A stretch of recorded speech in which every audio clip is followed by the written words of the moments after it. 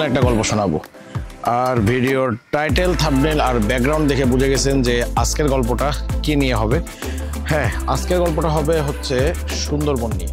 আর সুন্দরবন নিয়ে গল্প হবে বলতে আমরা আসছি সুন্দরবনের করমজল এরিয়াতে। যেহেতু ডিপ সুন্দরবনে যাওয়া সম্পূর্ণ নিষিদ্ধ, মানে ঠিক আজকে থেকেই আগামী 3 মাসের জন্য সুন্দরবনের গহীনে প্রবেশ বন্ধ করে দিয়েছে। এই কারণে সুন্দরবনের যে ইকো রিসোর্ট সাইটটা আছে ওই সাইটটাতে আমরা এসেছি। আর আমরা আজকে উঠেছি হচ্ছে বনবিবি ইকো রিসোর্টে।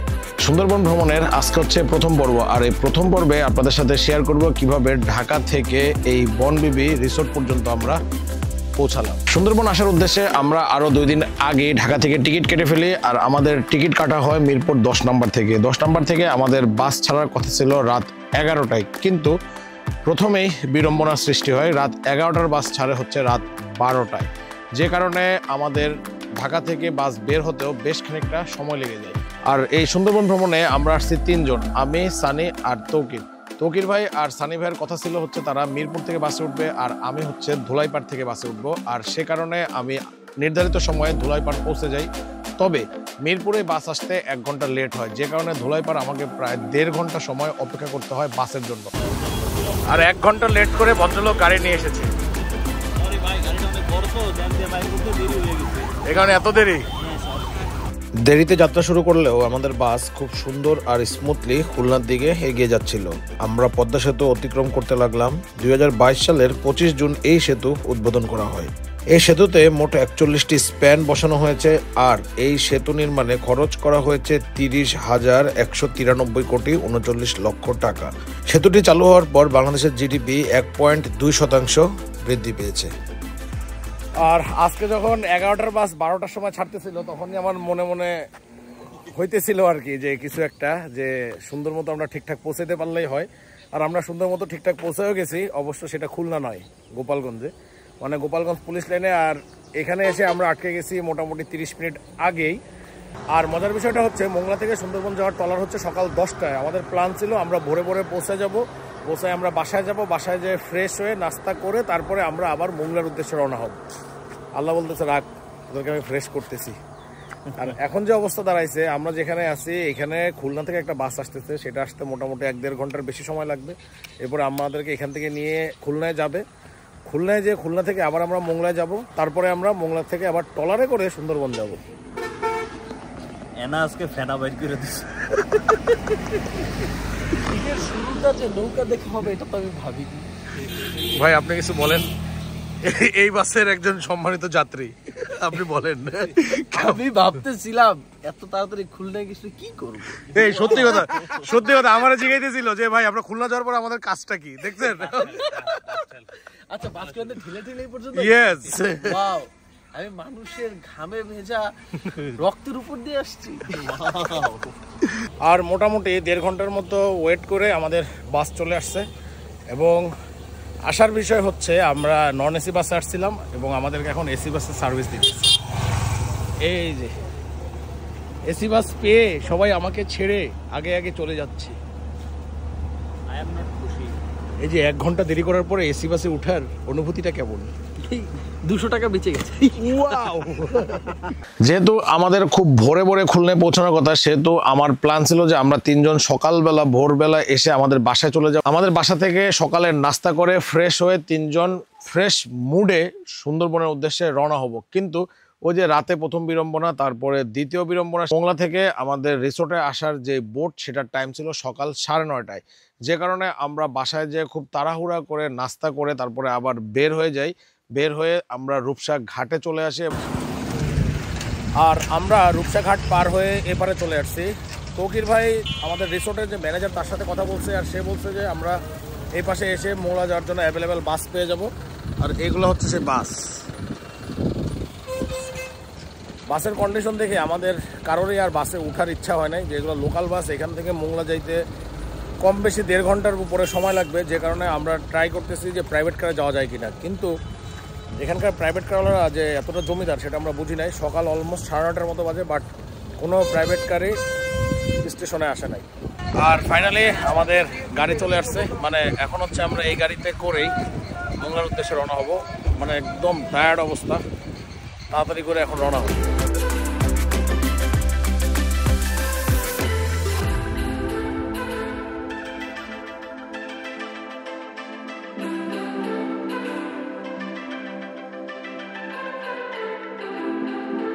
বিড়ম্বনা যখন রাতের প্রথমে শুরু হয়েছে, সেহেতু আমরা আর নির্ধারিত সময়ে বোটে পৌঁছাতে পারিনি। তখন আমরা হোটেলের ম্যানেজারের সাথে ফোনে কথা বলে আমাদের সমস্যার কথা তাকে বুঝায় বলি। তখন উনি বলে যে ঠিক আছে ভাইয়া, আপনারা আস্তে ধীরে আসেন, তবে চেষ্টা করেন যতটা দ্রুত সম্ভব আসা যায়। উনি আমাদের জন্য বোট মোংলাতেই রেখে দেয়। ফাইনালি আমরা আমাদের জার্নির লাস্ট ভেহিকেলে উঠেছি। গতকালকে রাত 10:30টায় বাসা থেকে বেরিয়েছি। বাসের পরে আবারও বাস, তারপরে রিক্সা, তারপর বাস, তারপরে ইজি বাইক, মাঝখানে বাস খাইছেন, মাঝখানে খেয়েছি বাস, তারপরে বোট, তারপরে প্রাইভেট কার, এরপরে এখন আমরা সরেন আরেকটা ব্লগার আসতেছে। উরি বাবা, ওয়াও।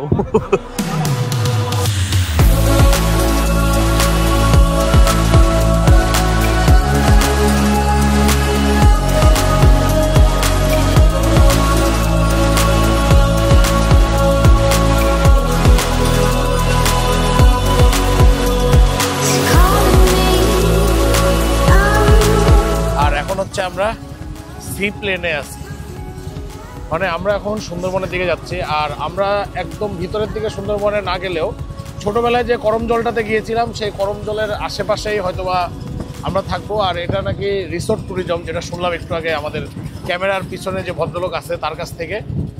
আর ইচ্ছা আছে অনেকদিন পরে করম জল আসার সুযোগ পাইছি, এদিকে একটু ঘুরে দেখবো। আর এখানে যেই ওয়েদার, কয়েকদিন আগে যে ঘূর্ণিঝড়টা হয়েছে, ঘূর্ণিঝড়ে এদিকে নাকি ব্যাপক ক্ষয়ক্ষতি হয়েছে। আসার সময় দেখলাম যে বেশ কিছু ঘরবাড়ি ধ্বংস হয়ে যাওয়ার মতো অবস্থা। যাই হোক, আল্লাহ ভরসা যে আল্লাহ তাআলা আমাদেরকে সুস্থ সবলভাবে এখন পর্যন্ত এই পর্যন্ত নিয়ে এসেছে। আর এখন আমাদের পরবর্তী ডেস্টিনেশন হচ্ছে রিসোর্টে যাওয়া।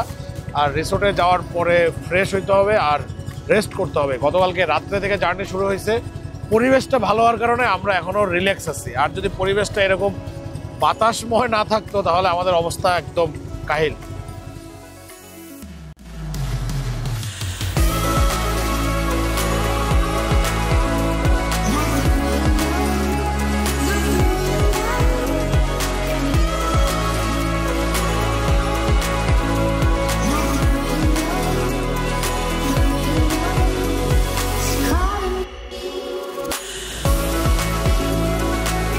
বোট ওঠার পরে প্রায় 1.5 ঘন্টার একটা সুন্দর বোট জার্নি আমরা করি। আকাশ কিছুটা মেঘলা থাকায় কখনো রোদ আসছিল, আবার কখনো বা মেঘে আচ্ছাদিত হয়ে যাচ্ছিল, মনে হচ্ছিল এই বুঝি বৃষ্টি নামবে। আর পাশাপাশি পশুর নদীর যে ঢেউ, সেটাতে আমাদের সারাদিনের ক্লান্তি মোটামুটি কমে গিয়েছিল।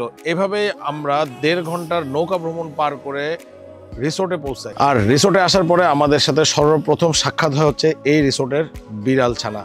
আর এই বিড়ালটার সাথে খেলা করে আমাদের গতকাল রাত থেকে আজ পর্যন্ত যত ধরনের স্ট্রেস ছিল 100% আমার স্ট্রেস কমে গেছে। আর আমরা এখন হচ্ছে আমাদের রিসোর্টের রুমে চলে যাচ্ছে। আর রিসোর্টের রুমে যাওয়ার যে রাস্তাটা চমৎকার লেগেছে আমার কাছে। মানে একদম বনের ভিতরে ইকো ফ্রেন্ডলি, পরিবেশ বান্ধব বলতে যা বোঝায়। আর এখানের যাওয়ার রাস্তাটাও এত সুন্দর, মানে গোলপাতা, এটার নাম হচ্ছে গোলপাতা, কিন্তু নামের প্রতি তারা সুবিচার করতে পারে নাই। যাই হোক, এখানকার ঘরও গোলপাতার, এখানে গোলপাতার। এখানে আসার আগে শুনে আসছে এখানে গোলপাতার ফলও আছে, সেগুলো দেখে আস্তে আস্তে ট্রাই করব। আর এখন হচ্ছে আপনাদেরকে আমাদের রিসোর্টের রুমটা দেখাই। এটা হচ্ছে আমাদের কটেজ 1। প্রথমেই একটা বিশাল ওয়াশরুম, মোটামুটি রুমের সাইজের ওয়াশরুম বলা যেতে পারে, বাট দুটো একসাথে। আর এই পাশে হচ্ছে আমাদের লিভিং রুম, মানে এটা আগামী 2 দিনের জন্য আমরা এখানেই থাকবো। আর সব থেকে ভালো লাগছে আমার কাছে যে জায়গাটা, এটা হচ্ছে এইখানটাতে। যদিও এখান থেকে সামনের নদী বা কিছুই দেখা যায় না, বাট মানে পুরো জায়গাটাই সারাদিনই মনে হয় এখানে ছায়া থাকে। অল্প অল্প সূর্য আছে, কিন্তু বাতাসটা লাগতেছে খুব ভালোই। সব মিলে ঝেলে আগামী 2 দিন ইনশাল্লাহ আমরা এখানে খুব সুখে শান্তিতে বসবাস করি।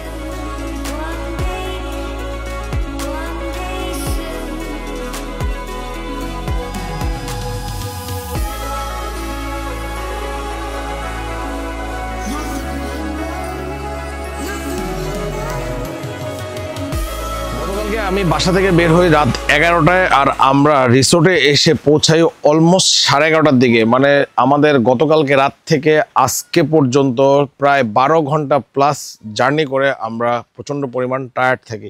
সুন্দরবনের এই রিসোর্টগুলোর মেন বৈশিষ্ট্য হচ্ছে এখানকার সবগুলো রিসোর্ট হচ্ছে ইকো রিসোর্ট। ইকো রিসোর্ট মানে হচ্ছে এখানে কোনো রিসোর্টেই ইট, লোহা বা পাথরের স্পর্শ নেই, সম্পূর্ণ কাঠের তৈরি আর হচ্ছে প্রাকৃতিক এই গোলপাতার তৈরি। আমার পিছনে যা দেখতে পাচ্ছেন সবগুলোই হচ্ছে গোলপাতা।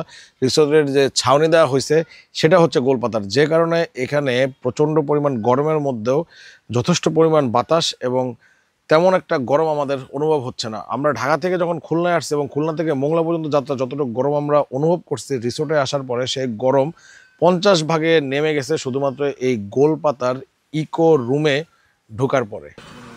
আর আমরা হচ্ছে আমাদের বনবিবি ইকো রিসোর্টের ফার্স্ট মিল খেতে চলে এসেছি। এই যে ক্ষুধার্ত ব্যক্তির খাওয়া শেষ। আর আজকে দুপুরে আমরা খাবো হচ্ছে আলুর ভর্তা, লাউয়ের ফুলকা ভর্তা, ট্যাংরা মাছ, ভেটকি মাছ, লাউ, ডাল। আর এই যে এই ভদ্রলোক যে আসার পর থেকে আমাদেরকে মাথায় রাখছে, তার প্রচন্ড ক্ষুধা লাগছে। তোমার জন্য আলাদা খাবারের ব্যবস্থা হচ্ছে। হ্যাঁ, এখনই আসতেছে তোমার খাবার। যাই হোক, সকালবেলা বাসা থেকে নাস্তা করে বের হওয়ার পরে আর তেমন কোনো খাবারই খাওয়া হয় না, একমাত্র পানি ছাড়া, যে কারণে প্রচণ্ড পরিমাণে ক্ষুধা লাগছে। আর এখন আর খাবার টেস্ট খুবই চমৎকার, না খেয়ে বুঝতে পারতেছি যে ক্ষুধা লাগছে। খুবই চমৎকার খাবার আজকে। The next day. Good morning from Sundarban. আসলে গতকালকে দুপুরে খাওয়া দাওয়া করার পরে আমরা খুবই টায়ার্ড হয়ে যাই, যে কারণে ঘুমাই গেছি। আর ঘুম থেকে ওঠার পরে দেখলাম ওয়াও, রাত হয়ে গেছে। মানে সন্ধ্যার পরে ঘুম থেকে ওঠা হয়েছে। আর গতকালকে আমাদের কোনো অ্যাক্টিভিটিসই ছিল না, আমরা রিসোর্টেই ছিলাম। সন্ধ্যার পরে আবার আরেকটা রিসোর্টে ঘুরতে গেছিলাম। আর ঘুরে এসে রাতে খাওয়া দাওয়া করলাম। খাওয়া দাওয়া করে আর কি করার, আবার ঘুমায় গেলাম।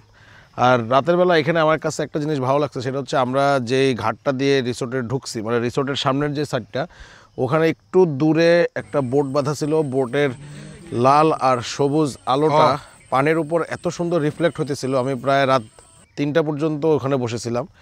বসে বসে আলো দেখছি সেটা না, মানে বসে বসে একটু গান শুনলাম, কিছু স্মৃতি চারণ হইল, অনেক কিছু মনে পড়লো পুরনো। কারণ এই জায়গাটা আমার কাছে অনেক পুরাতন, খুব ছোটোবেলায় এখানে আসছি।